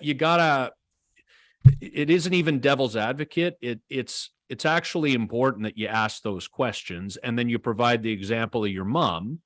Because we actually run the risk of being siloed off too far the other way as well. Mm-hmm. And we got to remember there's this mushy middle of well-intended people who are just going about their lives, and they're looking around going, geez, this is a bunch of weird stuff. The problem is, of course, is that it's not equal. Mm-hmm. Bigotry, creeping fascism, these are things that we must confront and be willing to do so, either as LGBTQ plus people, as Jewish people, other targets. And we need straight, cisgendered human beings to come alongside us, because we do not need history of about a century ago in Europe rewriting itself. Well, I am grateful that you saw the intention behind my questioning. I believe in general that good spirited debate just strengthens everybody's education on both sides, whether we're debating a serious topic like this or we're debating the merits of moving Bo Bichette to second base, right? So once again, appreciate everybody's time and contribution to such a delicate and important topic for tonight. We are starting to run out of time, so let's, in the last 15 minutes here, get to any other fun topics that anybody would love to get to that's maybe has an earwig chewing at their brain about right now. Jen, do you have anything that you'd like to talk about before we get out of here? I figured that this would take up the majority of the show, as it should have today. Mm-hmm. So I, for once, didn't come prepared with 18 different topics that we could discuss. If we had gotten to it, I was going to, and I guess I was going to ask a prospect question. And the reasoning behind that was because of an exciting young prospect by the name of Ellie De La Cruz right now, who is a young 21-year-old prospect, I believe, in the Reds organization, who has generated a fair amount of excitement in the last couple of days. And he's sort of the trending topic on Baseball Savant. And what I was going to ask was, for you guys, what prospects, whether it be a Blue Jays or just across MLB, what prospect have you been most excited about in the past to see come up to the big leagues? My answer is going to sting, but I'm going to just say Moreno. Ooh, that one does sting. Yeah. Yeah, So you're that's a talking good one. about like in history, Jen, like at Yeah, any it could point. be at any point in your baseball fandom. Yeah. Hmm. I less so now, for some reasons not dissimilar to the Blue Jays, but I have been a Chicago Cubs fan my whole life. And do I have it here? My foul ball I caught from Wrigley Field is not at the table with me, but coming up on the 30th anniversary of catching a foul ball at Nice. Wrigley as a 14-year-old in my first ever game. I'm just actually looking around. Where the hell is it? Disappointed I don't have it here. But Chris Bryant, when Chris Bryant came up, they took him second overall. God, I don't want to get the year wrong. I want to say it was 2013. And the Cubs did, and he came up in 2015. Of course, he grieved the fact that he was down in the minors for the first 2.5 weeks, service time issues and all that at the time. But he won the Rookie of the Year in 2015, and then he was the National League MVP in 2016, when the year they won the World Series. And he slid headfirst into third base in a game in 2017. I want to say it was in Cincinnati. Kind of regaled his shoulder doing it. And that seems to have perpetuated a more than half decades long now run of a varying degree of injuries that have really curtailed his career. He secured the bag in Colorado, although not as much as he would have made if he had continued to be an elite player and injury free. But when he came up, man, that was really exciting. And it was amazing. And obviously the ultimate payoff in 2016. That's a good one. Mine's a cop out, maybe. I don't know. It's Vlad Jr.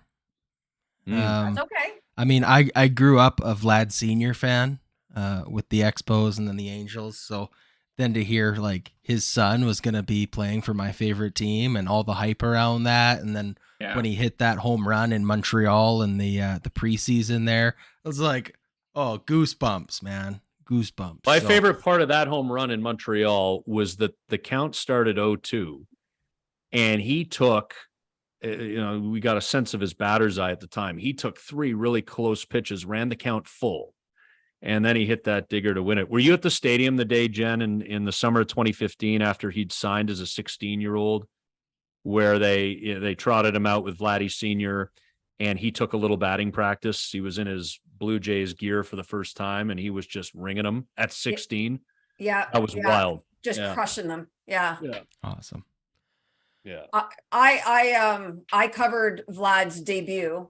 So I remember being on Twitter late one night. I guess I couldn't sleep, and seeing this random tweet that they had an agreement with Vlad Jr. And I couldn't be sure whether or not the tweet was real, right? Like, is this verified information that I'm seeing here? Because it was like a handshake deal sort of thing, right? And sure enough, it was true.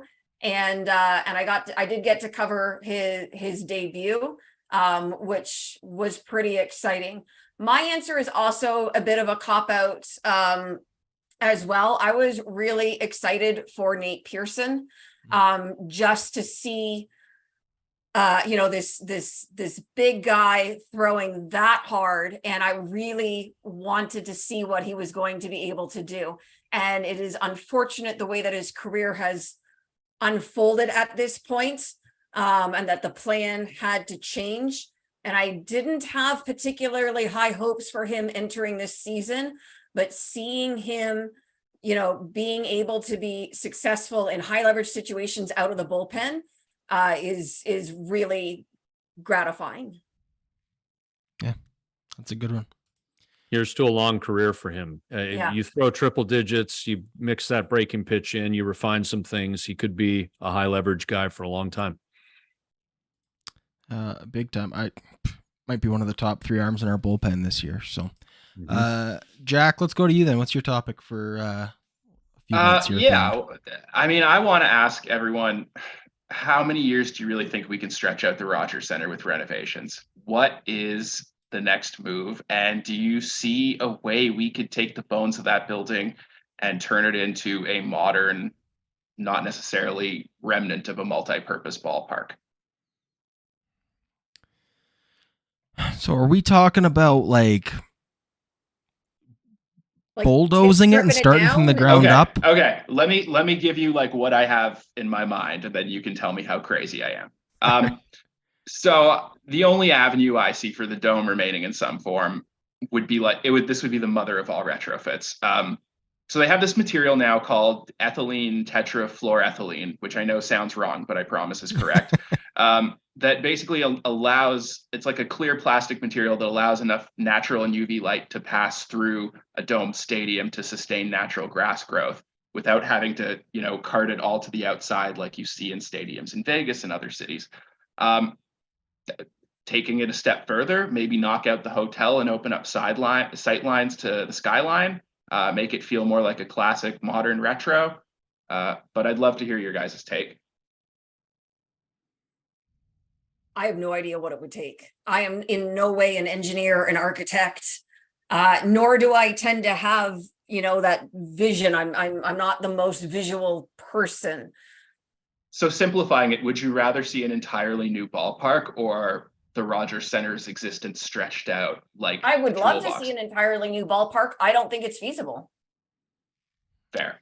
That's kind of where I'm at too. Is I've never been I thought honestly, 2020 when we were not playing in Toronto, that was like our golden ticket opportunity to be like, we're on the road for the next year and a half, 2 years anyways. I mean, it would have been very spontaneous to bulldoze the stadium at that point, but that was the opportunity, right? Because now to do it in an off season, to tear it down and put something up in its place. I mean, theoretically, it could be done in phases. You take out the roof in one off season. You play one season with an open roofless stadium. It's doable, except the money part is probably not doable. Yeah, so, I just the thing with the roof is you ever go to a game? I don't know how old you are, Jack, so the answer may be no, I wasn't alive then, but did you ever go to a game at Exhibition Stadium in April or late September at night? One of my earliest memories, yeah. Okay. I mean, even the coldest I've ever been in my life was a home opener at Wrigley, so I know what we're dealing with. Yeah, that'd be chilly. Yeah. I think if we're doing it in phases, though, still feels like technically just a renovation, like a bigger, more ambitious renovation. It would be a renovation, but I think with a clear roof and replacing the retractable dome, which is essentially the heart and soul of the Sky Dome, let's not call it what it is now. Right. That's once that roof is gone, that's a new stadium to me. Okay. It's a lot of concrete. It's a lot of concrete to move. And I don't, and somehow then retrofit. You know what? And I would love to see it done. I just don't know that it can be done. I was there, like I said, on Friday. It's the first game I've gotten to this season. I personally don't care about social spaces and whatnot because I want to sit and watch the game, and will often go to games by myself so that I can just sit and watch the game. I don't really want to be standing around with a drink in my hand looking at my phone. But I did think that some of the new social spaces, we checked them out and I thought they were actually quite nice. It really did sort of open things up. They did a really good job. I could not care less about the second phase with the club seating underneath the 100 level. I understand the corporate reason behind it, but that's exactly all that it is to me. And I could not care less. I don't remember what I guess is the third phase changing the seats, or is that part of it? I guess that's, I think that's part of phase 2, but yeah. Yeah, that'll be part of, yeah. They need to do that, obviously. Yeah, I don't know. These Jack- plans, yeah. Jack, I mean, is they're your- not putting $300 million into this to do away with it in 10 to 15 years, No. Right. You know, they're Well, Jack, you got to ask yourself. Is your concern with the roof, the playing surface? Is that like, because it sounds like you want like a UV It's a light factor. passes through it. So It's a if- factor. if we were able to do, again, I don't know the science of this, but indoor growing operations and synthetic UV lights were able to be installed, is there a way? I mean, it might be cost That probably costs prohibitive, more than but- changing the roof. Thought Sure. drainage was It always might the be. issue too, right? Drainage? Okay. Drainage, yeah. I mean, it's built Okay. on a concrete pad. I The don't parking know. lot is underneath. Yeah, there's a lot of problems. they but- jackhammered the concrete out from the infield cutout. But other than that, it is laid on concrete. But there are precedents. I mean, we have public parks in Toronto that are built on top of underground parking garages. One just opened a few months ago. So that's not prohibitive. It may be cost prohibitive, but it doesn't prevent you building a natural playing surface on there. In fact, these parks, they only have to have the waterproofing liner underneath replaced every 20, 30 years. So The University of Guelph did a study into this, I believe, a few years ago. Were they not tasked with trying to figure out whether or not it was possible to grow real grass? well, it isn't with the roof. It isn't Right. with the current roof. That's the main thing, I think. All right. We're not going to resolve this here No. tonight. But No new appreciate stadium. the No new effort. stadium. No new stadium. There goes my submission. I'm just going to scrap that draft right out of my inbox. Good question. All right, Scott McArthur, then let's end with a topic that you would like to. Yeah, I There you mean, go. I'll take the opportunity to do the shameless plug now. let's do Richard that. Griffin, longtime Toronto Star baseball columnist, more recently Blue Jays PR head, is now my co-host on the Exit Philosophy podcast. And as I alluded to off the top, it's a combination, the title of the exit velocity hitting metric and also the exit philosophy that Griff and I both have, which is that we've left the mainstream media. And not only that, I'm actually moving to Nova Scotia in the middle of July. I spent a decent chunk of time out there a little earlier this year and fell in love with the people, fell in love with the ocean air, fell in love with the walking and the hiking. And I'd never been before. And then when I was out there, I'm like, why do I feel so much at home here? It's almost like my soul's from here. So I've made the decision to dig up and move out. And here I am. So some people have said it's a midlife crisis at almost 44 years old. I'm like, no.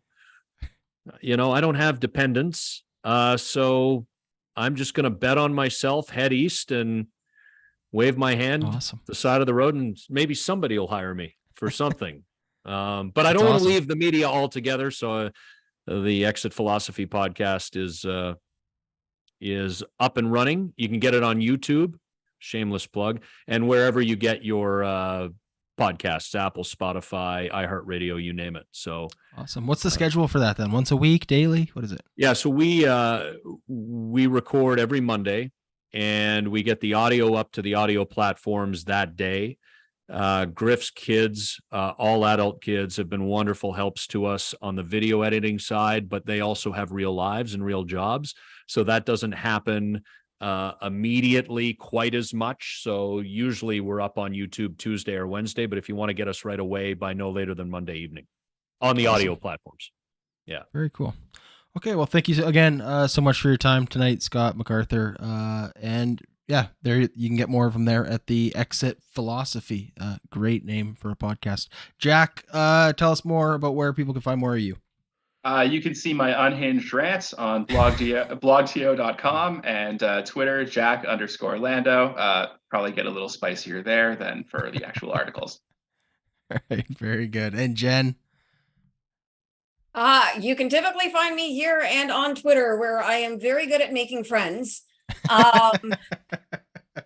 Would love to do more, just hasn't been in the cards. Little challenging, I guess, as a freelancer or somebody who isn't able to do it full time.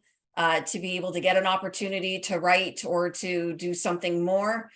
But always open to the possibility. Scott, I've listened to the exit philosophy. I think I've listened to every episode that you guys have put out so far, and it's excellent. And I'm really happy to hear your voice again. Thank you. You know, I appreciate you referring to me having been in the clubhouse and stuff. I mean, that was in something that I worked hard to get to, and it didn't last, but having done it, I feel pretty proud of. And Scott, you were always the person, like of all of the sports broadcasters and all of the people that I listened to or read their work of, you were the one that I always sort of continuously turned to. So anyways, thank you for your great work. Appreciate that, Jen. Thank you. Very good. All right. Thanks again to all of you. Thanks to Scott and Garth, who dipped out early. Thanks to everyone in the grounds crew who watched. We got up to about 80 tonight before we lost some of them during the Anthony Bass conversation, but that's fine. My apologies that our content has dipped in the last 2 weeks. I have a lot going on in my personal life as well. My daughter's mother had a baby. It is not mine, but that's why we weren't here last week. So again, thank you to Scott, Jack, Jen, for rescheduling to this week. My wife just bought me a house, so thank you for her for working a real job while I get to talk baseball for free on YouTube. Wait a minute. Can your wife buy me a house? No, not in Nova Scotia. This is houses being bought. You get a house and you get a I'm house. willing to be adopted or something. All right, Jen. Next time you're in Edmonton, come by. We have a Next yard. time I'm getting on a there plane. will be ladder ball and bocce for the rest of the summer, so you're all welcome. But I appreciate everybody's patience with our scheduling the last couple weeks. It should get better. Hopefully the Blue Jays get better too, and we'll catch